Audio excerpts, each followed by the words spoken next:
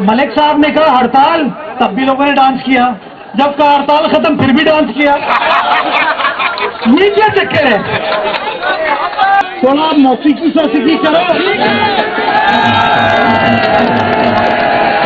आपको एक बात की यकीन दहानी कराता हूं कि पाकिस्तान पीपल्स पार्टी की सिंध हुकूमत जमहूरी उसूलों के अहम मुताबिक हमेशा आपकी जो ट्रांसपोर्ट बिरादरी है उसके साथ राब्ते में रहती है, चाहे वो जाफरी साहब हो, मलिक साहब हो, नियाजी साहब हो, हमारे मलिक शेर खान साहब हो।